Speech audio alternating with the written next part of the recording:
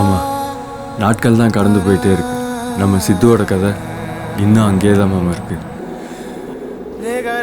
டேய், டைம் ஆச்சு, எல்லாரும் வெயிட் பண்றாங்க.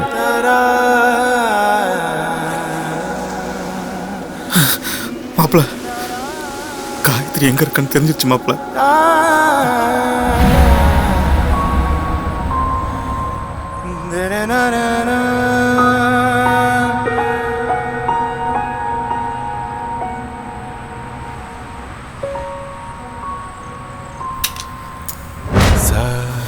மாப்பிள்ள, உங்க ரெண்டு பேரும் சேர்த்து வைக்க அந்த சாமியை இந்த மண்ணு வந்து போறக்குண்டா.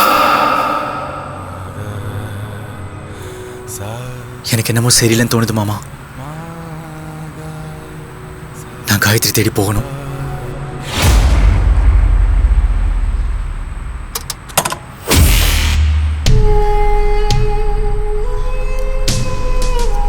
கொஞ்சம் நில்லுங்க மேடம்.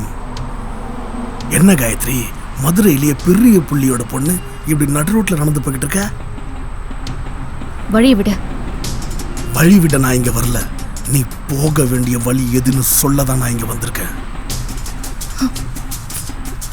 உங்க அப்ப என்கிட்ட இருந்து உன்னை காப்பாத்துறத நினைச்சு அந்த சித்து கிட்ட பணத்தையும் கொடுத்து ஒன்னையும் கொடுத்து இப்படி நடுத்தருல நிக்க வச்சுட்டானே காயத்ரி. சொல்றத கேளு, உன்னை ராணி மாதிரி வச்சு நான் பாத்துக்கிறேன். வந்துரு. இங்க இருந்து போடா.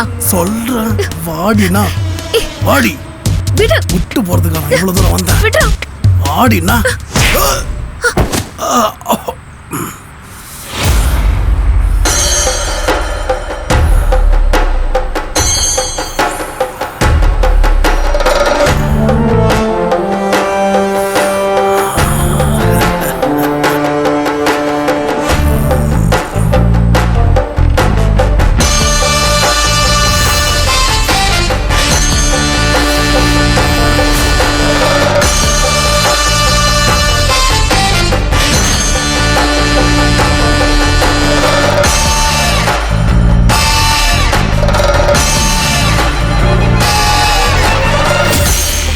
காயத்ரி அவன்?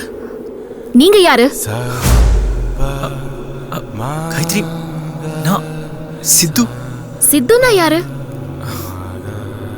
என் வாழ்க்கையில அப்படிலாம் யாரும் இல்ல. ரோட்ல போறவங்களெல்லாம் ஞாபகம் வச்சுக்கணும்னு எனக்கு எந்த அவசியமும் இல்ல.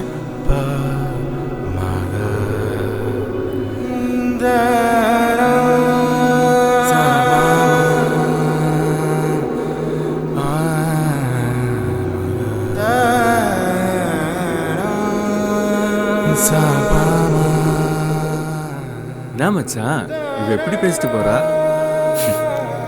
அவ இதழ் தாண்டா அப்படி பேசுது. ஆனா அவ இதயம் அவ கண்ணிலே தெரியுது. காதல் எப்பவுமே ஒண்ணுதான் மச்சான், கதை மட்டும்தான் மாறிக்கிட்டே இருக்கும். பாரு, இனிமே எங்க லவ் ஸ்டோரி எப்படி மாற போகுது.